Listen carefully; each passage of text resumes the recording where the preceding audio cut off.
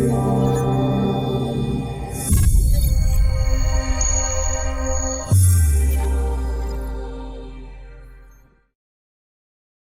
did my graduate work in computer science at the MIT AI lab the last time AI was all the rage, and this time, hopefully, it's a little different. For those of you who are smiling, you probably remember those days.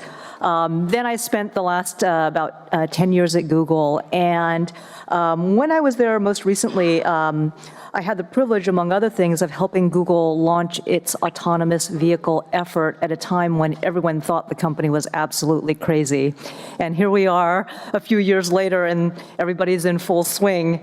And then, as mentioned, I headed the US Patent and Trademark Office, and I raised that because that gives me a perspective on how federal agencies and Congress make policy decisions and decide matters generally.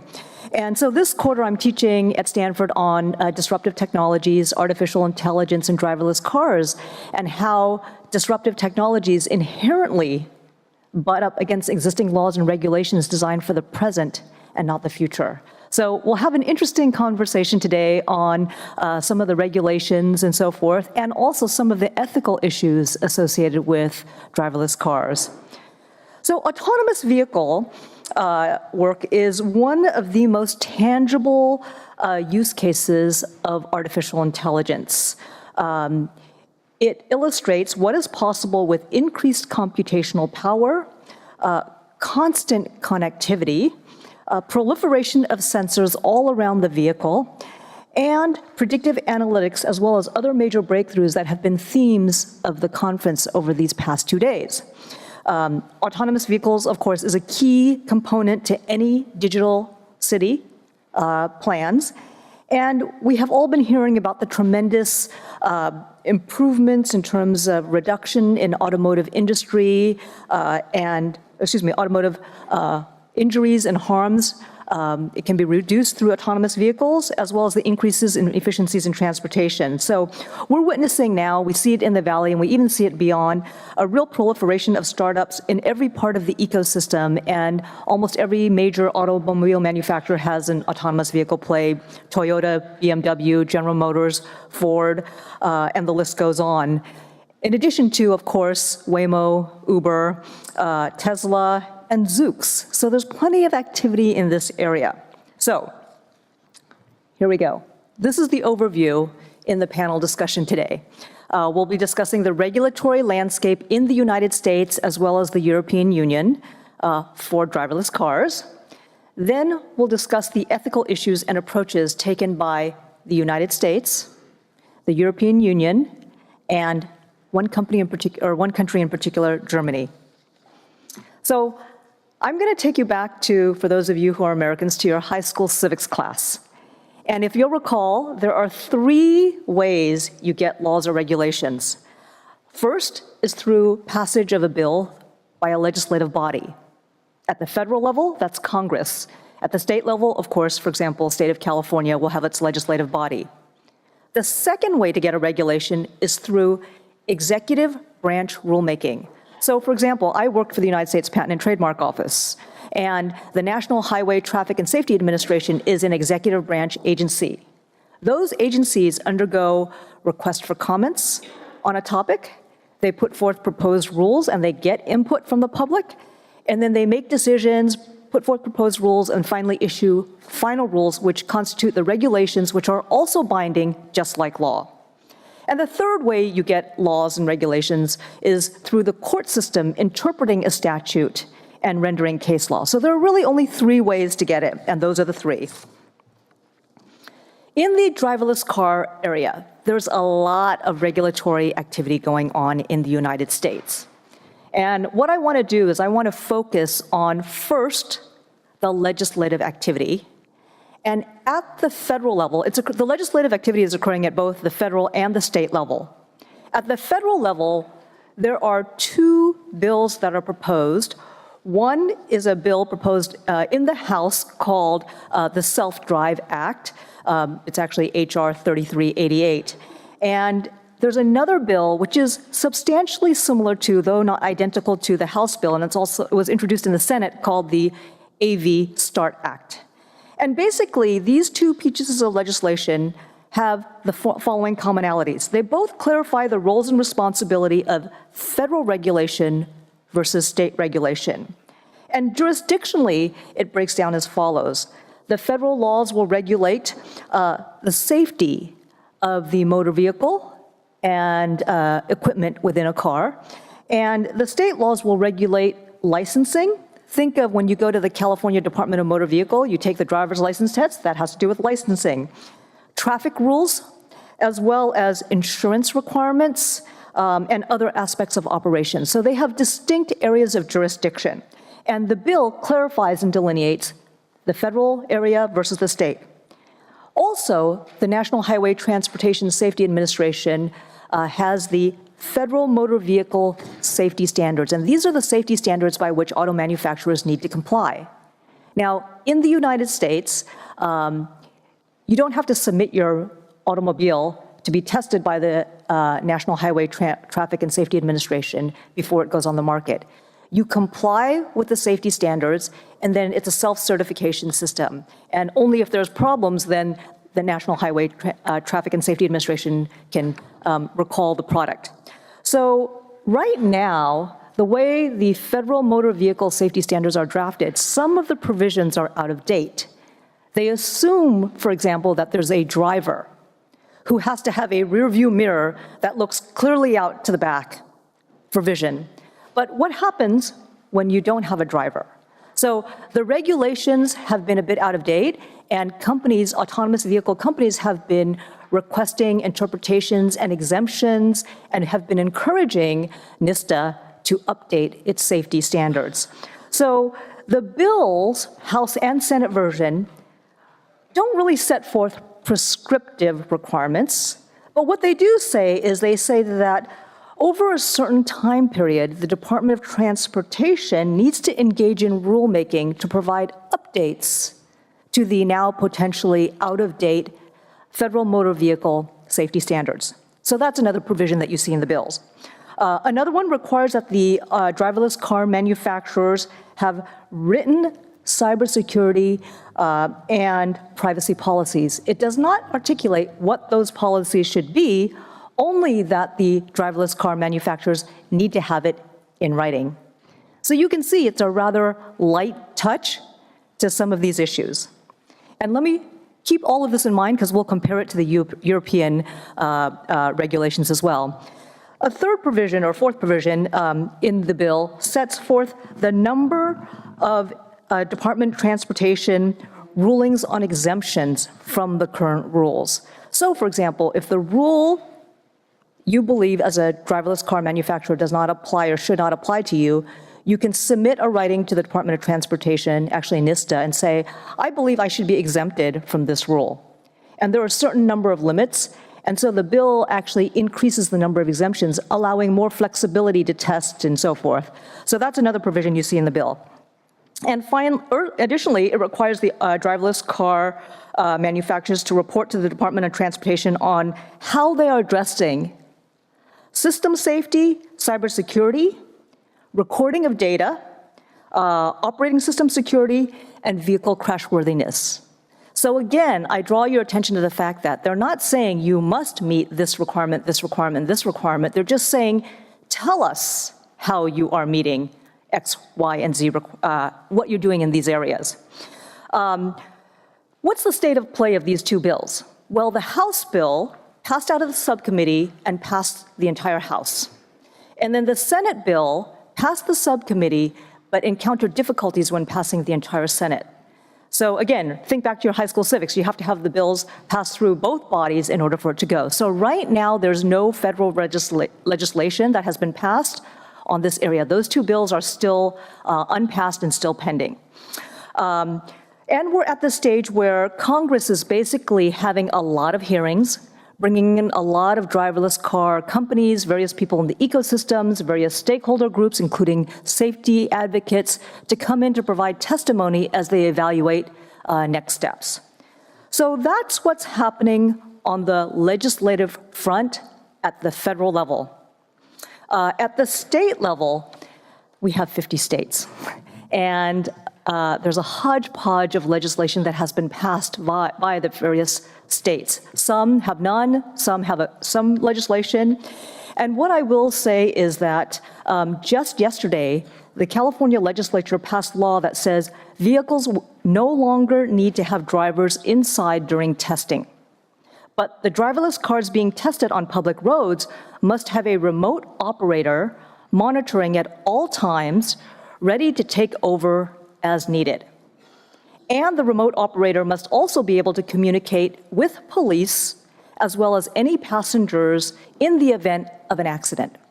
So this is a major development for driverless car research and development efforts. In the past, you had to have a driver there.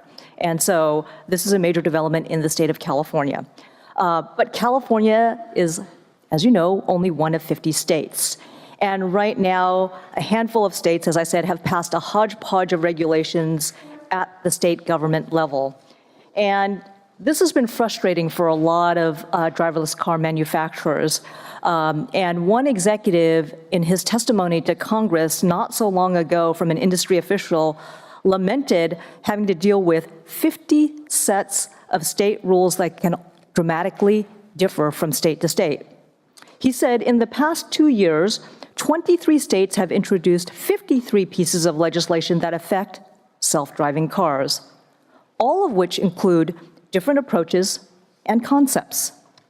5 states have passed such legislation, and although all were intended to assist the development of technology in their states, none of the laws feature common definitions, common licensing structures, or common sets of expectations for what manufacturers should be doing. All of this complicates the task for car developers who need a more unified approach. Companies can't design cars for Texas that can't operate in Illinois, Florida, or New York. So a challenge that lies ahead is to overcome the fragmentation of 50 states' governments' legislation, and that does not even take into account the various legislative and regulatory approaches that are taken internationally, folded on top of the 50 states. That is an issue that is being worked out. There was a clear delineation, I said, between federal and state jurisdictions, and there has been some talk about the advantages of federal preemption over state, but again, not trying to step on the toes in the areas where state has historically had jurisdiction. So that's the state of play on the legislative front, both federal and state level. Let me turn now to executive branch agency. At the federal level, the Department of Transportation and NHTSA, that's the National Highway Traffic and Safety Administration, issued its first autonomous vehicle policy, what I call version 1.0, in September of 2016. And you can see on the slide there, that's the full title of it. And 1 year later, it issued version 2.0. So within 1 year, you've got 2 different versions of NHTSA's autonomous vehicle policy. Basically, the policy, first one, intended to foster the development of the autonomous vehicle industry. It laid out a framework, the 5 levels of autonomy from basically no autonomy to completely autonomous under all circumstances, under all environments as level 5, and then of course the levels in between. And the policy was meant to facilitate promulgation of rules related to each of those levels of autonomy. The policy opted to issue merely recommendations and best practices and were not mandatory requirements. It was criticized by some for its vagueness and lack of specificity and lack of prescriptive requirements or rules. The policy outlines, as I said, best practices for safe, highly autonomous vehicle design, development, and testing, and then manufacturers were encouraged but not required to submit safety assessments. So, for example, in response to this policy, you saw Waymo issue a safety assessment, and then most recently, GM through Cruise also submitted voluntarily a safety assessment. And the manufacturers were to report on their safety assessments on the issue of data recording, and data sharing, vehicle cybersecurity, and crashworthiness, as well as ethical considerations and validation methods and how they tested their vehicle. And again, this is all voluntary. It's interesting to note the difference between version 1.0 and 2.0, among other things, is that the recommendation to provide how the companies were dealing with both ethics and, data sharing and privacy were removed. So ethics, privacy, and data sharing were removed as reporting requirements between version 1.0 and 2.0. So again, hold that in the back of your mind as you compare it to the European approaches to the regulatory issues. So in addition to the policy reports on driverless cars issued by the Department of Transportation and NISTA, what you're seeing the alphabet soup of federal regulatory agencies engaging in a lot of rulemaking. So requests for comments, formulation of proposals, getting input. So they're really in the very earliest stages of information gathering, and there have been very few promulgated concrete rules. Now, let's turn to the international arena, particularly Europe.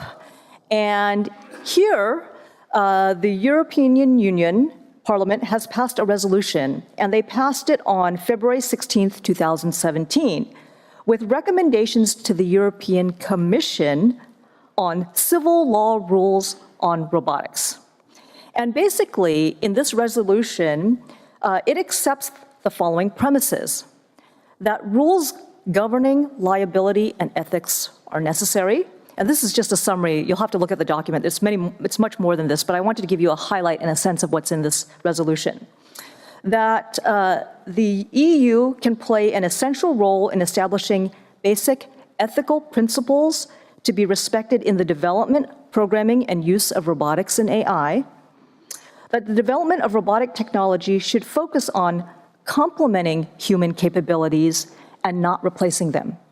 Do we see that in any of the legislative recommendations in the United States? No, we don't. Furthermore, it goes on to say that it's essential to guarantee humans have control over intelligent machines at all times. Again, do we have that kind of premise in our rulemaking or legislative activities? We do not. Existing rules on liabilities are insufficient and call for new rules which focus on how a machine can be held responsible for acts and omissions. So these are just some of the premises in the EU resolution. The resolution calls on the Commission to, among other things, consider a system of registering advanced robots. Any suggestion of that in the United States? No. Consider a guiding ethical framework for design, production, and use of robots, including a proposal of a code of conduct for robotics engineers. That's an interesting proposal. Consider the guiding ethical framework should be based on principles of beneficence, human dignity, equality, non-discrimination, informed consent, private and family life and data protections, as well as transparency and social responsibility. So pretty specific considerations here for the ethical guidelines. Encourage transparency so that it is always possible to provide rationale behind any decision taken with the aid of AI that can have substantive impact on one or more persons' lives. So we had discussions earlier in this conference about the desirability of transparency, but this is really making it very concrete. Further, consider that advanced robots should be equipped with a black box which records data on every transaction carried out by including logic that contributed to its decision. So this was also a proposal set forth in the NISTA, National Highway Traffic and Safety Administration's policy proposal number 1. So the US was considering something like this, but it was removed from policy version number 2. So this gives you a sense of where Europe is heading in terms of its approach to regulating AI and robotics and relatedly driverless cars. I want to go to Germany's approach on a very narrow issue, really, but the Federal Ministry of Transport and Digital Infrastructures Ethics Commission, and note that they have an Ethics Commission, promulgated an ethics rule regarding autonomous vehicles, stating that any distinction based upon personal features, age, gender, physical, or mental constitution is strictly prohibited. And parties involved in generation of mobility risks, that is, driverless car companies, must not sacrifice non-involved parties. So let me step back for a second. There's a lot of literature that's being written that talks about the trolley car dilemma, right? What happens if you've got an autonomous vehicle, it's heading down the road, it cannot avoid injury or harm, and it has to make a decision, right? Do you spare the occupants within the car? Now we're kind of going into the ethical and the moral side of this conversation in this panel. Do you save the life of the individuals within the driverless car at any and all cost versus the pedestrian? The pedestrian in this case would be the non-involved party, right? Because they're not involved in the relationship between the driverless car company and the passenger or the purchaser of the car or the user of the car. So what are the relationships and obligations to pedestrians and others on the road? So that's what the second bullet point gets to. The first bullet point, again, going back to the trolley car problem, is let's say that the autonomous vehicle is driving down the street, a collision is going to occur, damage is going to occur. Should the driverless car algorithm take into account the age of the pedestrians that may be hit? How many pedestrians might be hit? Should they take into account the social status or the social importance of the individuals? Because one day we might be able to through facial recognition. Should you take into account the gender of the individual in determining which decision to make? So these are all moral, ethical issues, and the algorithms at some point may need to take this into account, because when we assess an automobile accident, when we determine whether or not the algorithmic decision-making was correct, some of these factors actually may come into play. And the MIT Media Lab did a very interesting study on, it's called the Moral Machine Study, and basically it was this online survey that surveyed millions of people across the planet. And it presented various fact scenarios, precisely as I articulated. A driverless car is heading down a street. In scenario one, you've got an old lady crossing the street, and you've got so many people inside the car. And it asked all the people who were participating in the survey to provide an answer. And again, across the globe, all different cultures, all different values. And what's interesting is that the answers given, not surprisingly, are not entirely consistent. So it can vary by culture in terms of what a culture values. So the question is, as I look across the landscape, the engineers are working very hard to kind of make these algorithms as accurate as possible, but might there not be a role for folding in some moral values?